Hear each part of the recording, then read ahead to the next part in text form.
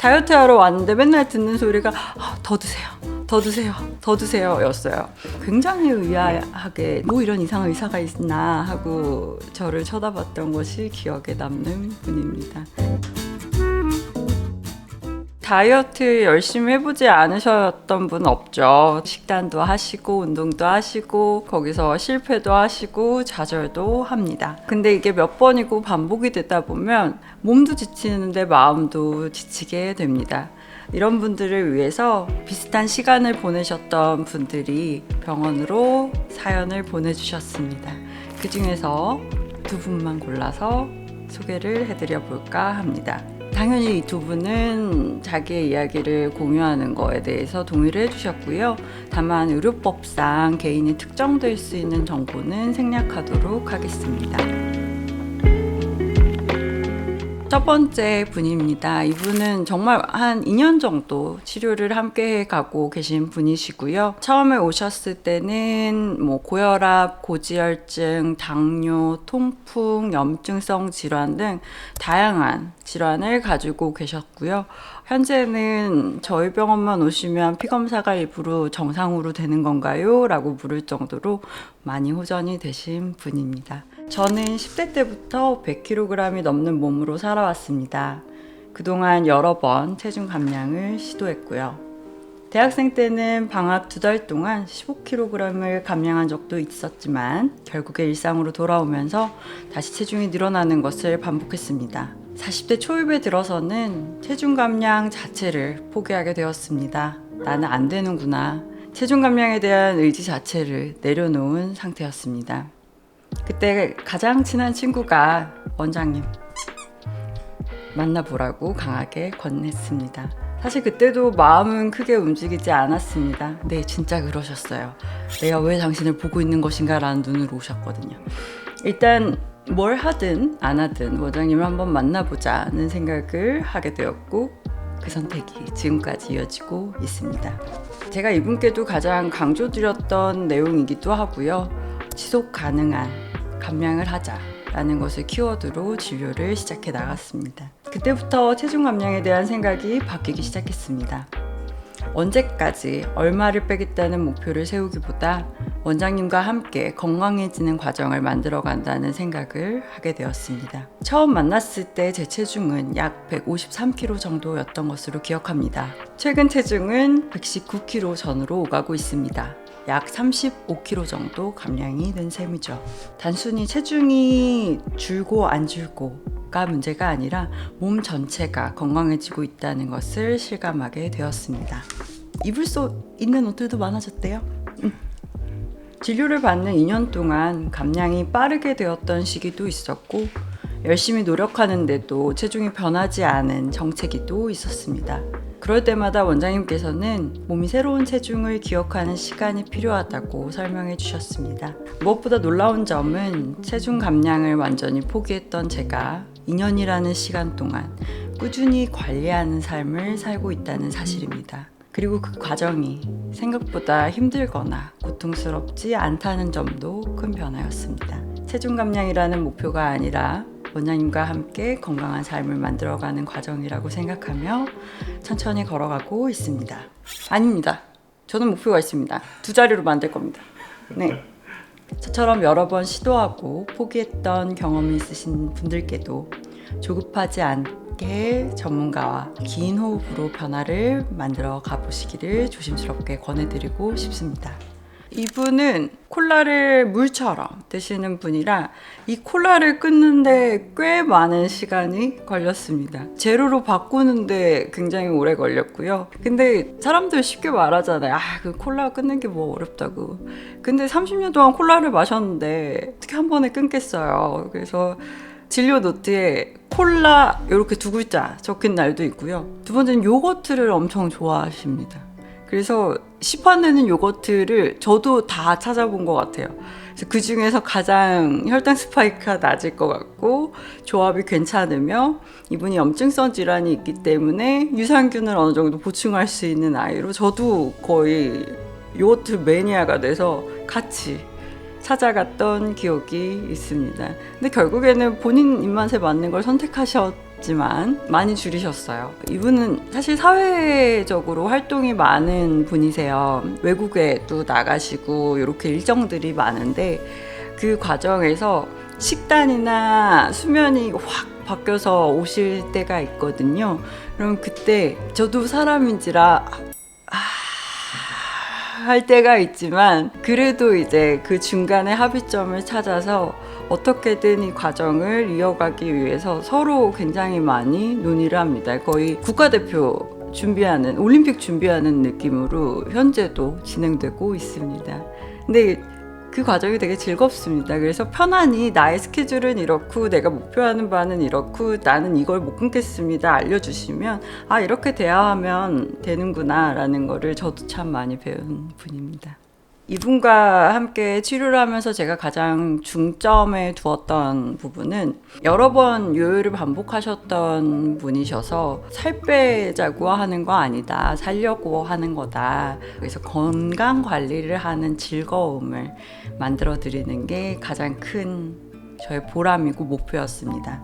몸의 변화를 스스로 납득하게 만들어 드리는 게 굉장히 중요했어요. 예를 들면 작은 부작용, 왜 나는 정체기에 들었는가, 이거를 그냥 뭐 스트레스가 있고 뭐 하셨고 이런 게 아니라 정말 생물학적인 메커니즘 상으로 이거는 어쩔 수 없는 과정이다라는 걸 과학적으로 정확하게 설명을 들어서 납득을 시켜드리는 과정을 굉장히 중요하게 생각했습니다. 왜냐면 경험적으로는 다 겪었던 일들인데 이게 다시 반복이 되면 그 자체가 이제 본인에게 굉장히 두려운 포인트가 될 수도 있거든요. 자연스럽게 이 과정에 녹아들게 해드려서 몸이 좋아지는 거를 그때그때 모니터링 해주는 것도 하나의 관건이었습니다. 왜냐면 기쁨의 포인트가 있어야 되거든요. 이렇게 시간을 투자하고 정말 좋아하는 음식들을 줄여가고 있는데 내가 얻는 보상은 무엇이냐.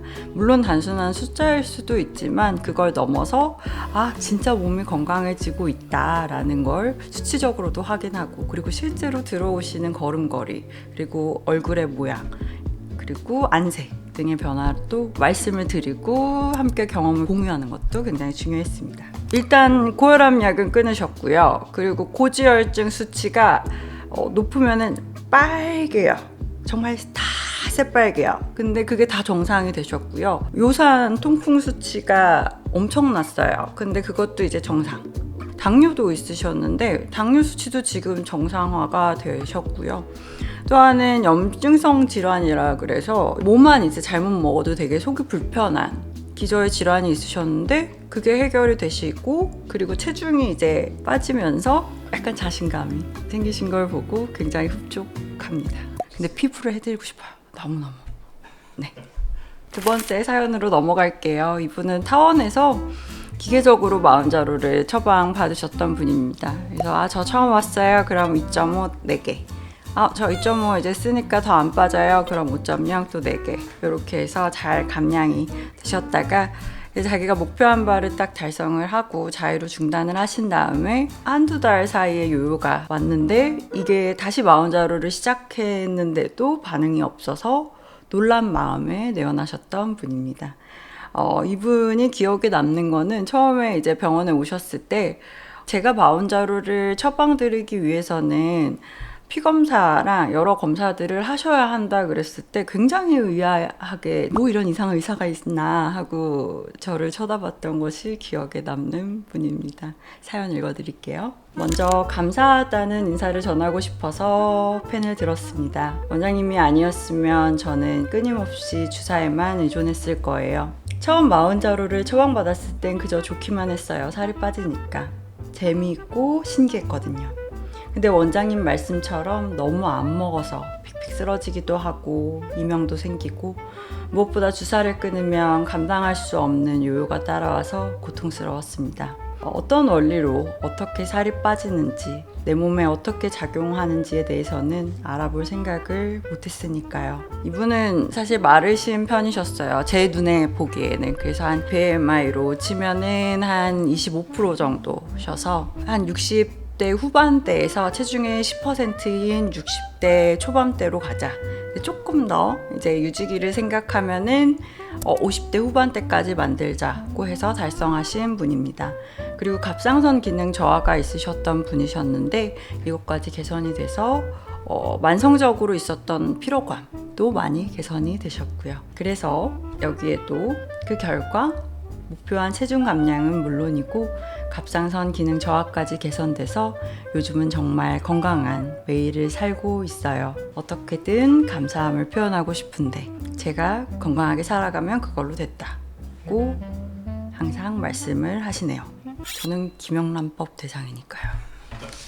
요즘 마흔자로 처방이 워낙 많아지다 보니까 이제 그걸로 인해서 다양한 부작용, 남용, 거기에 넘어서 오용까지 일어납니다. 정말 충격적이었어요. 위고비랑 마운자를 같이 쓰시는 분도 있다는 얘기를 들었을 때는. 그래서 그런 안 좋은 것들이 휩쓸고 간 자리를 결국에는 또 누군가는 치료를 해야 하는데 그 과정이 상상 이상으로 쉽지 않다는 것을 요즘 매일매일 느끼고 있습니다.